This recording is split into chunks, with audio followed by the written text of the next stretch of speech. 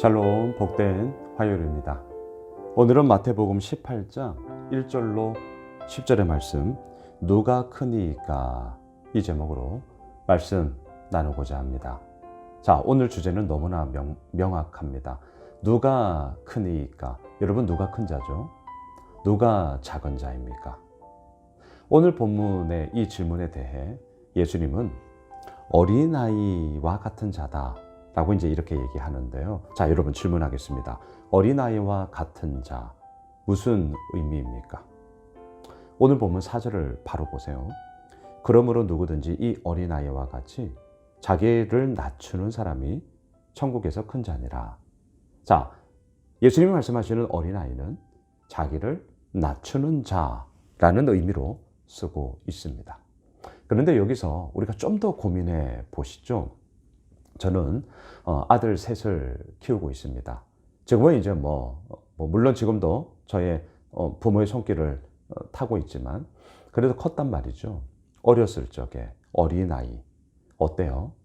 우리는 이 어린아이의 이미지를 순진하다, 착하다, 천진난만하다, 참 좋은 의미로만 이렇게 생각을 하고 또 그렇게 많이들 가르치잖아요. 저는 세 아들을 키우면서 그게 아니구나. 그게 아니구나. 제가 이 사실을 여실하게 알았습니다. 인간은 악합니다. 유교 용어지만 성선설, 성악설 잘 뭐예요? 성경적인 기준으로 뭡니까? 예, 그거예요. 그게 뭐예요? 성악설. 사람이 죄를 범하였음에 하나님의 영광에 이르지 못하더니 모든 사람이 죄를 범하였습니다. 여기에는 어린아이도 예외일 수 없습니다. 우리의 이기적인 자기 중심성은요, 나이를 떠나 모든 사람에게 다 있는 것이죠. 어린아이, 성경을 읽으실 때 어린아이 나오면 착해서 그렇다, 순진해서 그렇다, 천진난만해서 그렇다, 이렇게 해석하시면 안 됩니다. 어린아이들도 동일하게 악한 본성을 가지고 있어요. 그렇다면 왜 예수님은 어린아이와 같이 자기를 낮추는 자가 큰 자다라고 말을 할까요? 이 어린아이, 자기를 낮추는 자. 자, 오늘 본문은 분명히 그렇게 말씀하십니다. 근데 이 사이에 하나를 더 저는 넣고 싶습니다.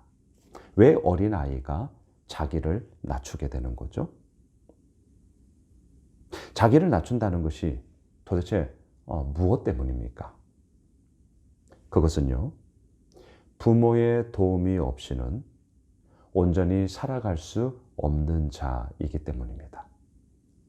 그게 어린아이예요. 자, 여러분 다시요. 성경을 읽으실 때 어린아이가 나올 때 이렇게 적용하셔야 됩니다. 부모의 도움, 부모의 뒷바라지가 없이는 온전히 살아갈 수 없는 자. 이게 이제 무슨 의미인지 여러분들 아마 깨달으셨을 것입니다. 우리가 어린아이예요. 왜요? 하나님의 은혜가 없이는 온전히 살아갈 수 없는 자.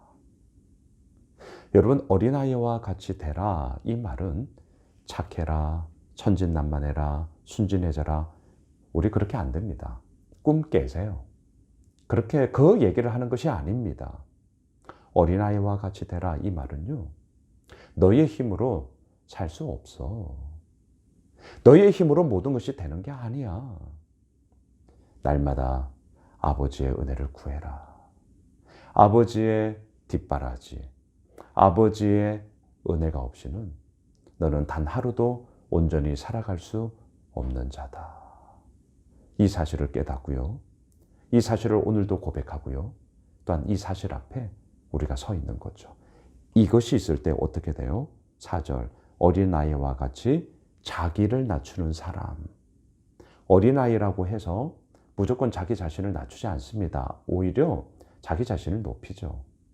자기의 것을 더 가지려고 하죠. 너무 안일하게 해석하시면 안 돼요.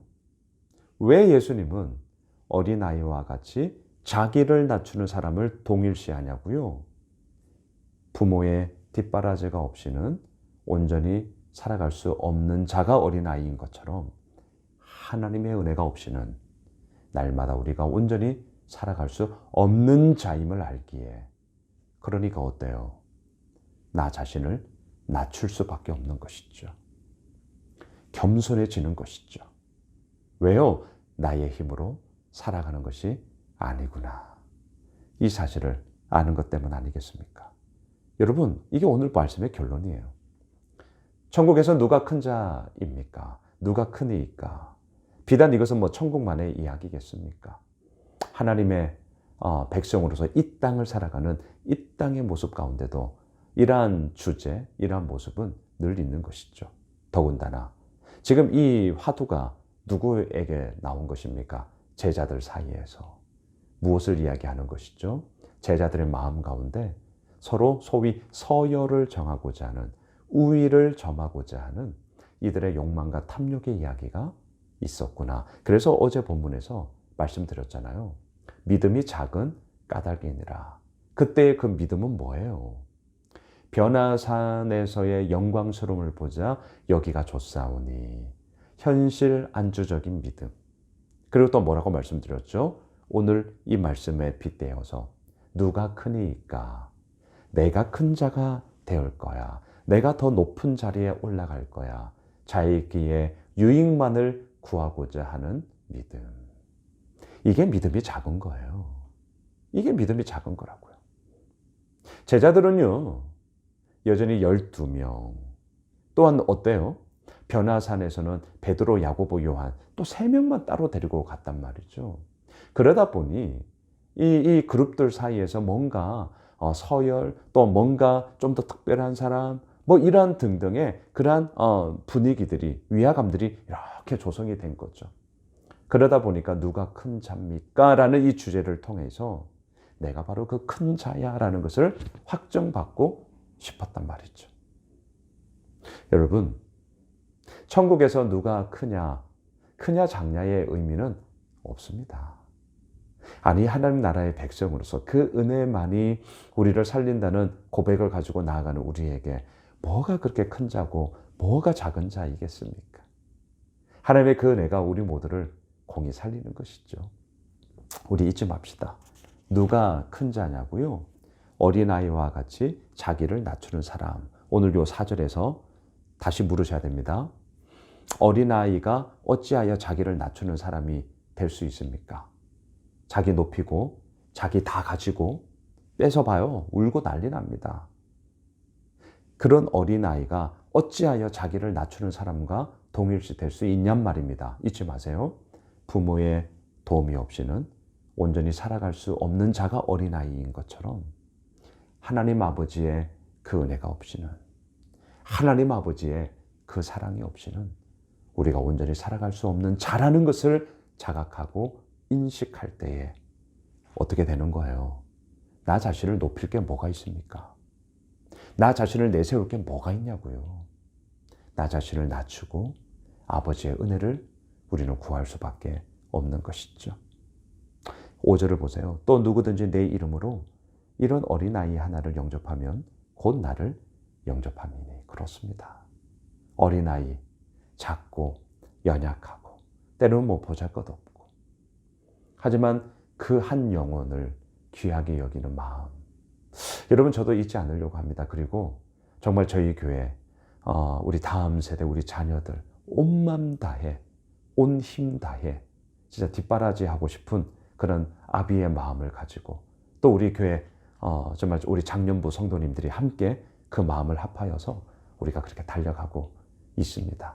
이 말씀 있는 그대로 이런 어린아이 하나를 기쁨으로 영접하고 기쁨으로 맞이하고 감사함으로 그들을 또한 위해서 기도하고, 우리 그런 부모로서의 역할을 또한 온당히 감당하며 우리 함께 나아갔으면 좋겠습니다. 말씀을 정리하겠습니다. 누가 크냐? 어린아이와 같이 부모의 도움이 없이는 온전히 살아갈 수 없는 자, 아버지의 은혜를 날마다 구하는 자가 큰 자입니다. 하나님의 은혜가 없이는 살아갈 수 없습니다를 오늘도 고백하는 자가 큰 자예요. 우리가 이 큰 자, 어제 본문과 대조되죠. 믿음이 작은 까닭이니라. 믿음이 큰 자 누구예요? 아버지의 은혜를 오늘도 구하는 자, 나의 힘으로는 온전히 살아갈 수 없음을 인정하는 자. 바라기는 이 믿음의 여정의 길을 오늘도 담대히 걸어 나아가는 우리 모두가 되시길 주님의 이름으로 축원합니다. 기도하겠습니다. 하나님, 그렇습니다. 어린아이와 같다. 아버지의 은혜가 없이는 온전히 살아갈 수 없는 자. 부모의 뒷받침이 없이는 온전히 자랄 수 없는 자. 어린아이죠. 그렇습니다. 나의 힘으로 되는 것이 아닙니다. 오늘도 주의 은혜로 살아가는 것입니다. 주님, 우리를 붙잡아 주시옵소서. 예수님의 이름으로 기도드리옵나이다. 아멘. 오늘 말씀 붙잡고요. 또 오는 주일에는 교회론, 작년 하반기부터 이달까지 새롭게 오신 분들을 대상으로 우리 교회가 어떠한 교회로 가치와 정신을 가지고 나아가는지 나누게 됩니다. 우리 교회론을 위해서 기도해 주시고요. 우리 가지고 있는 기도 제목 붙잡고 계속해서 기도하겠습니다.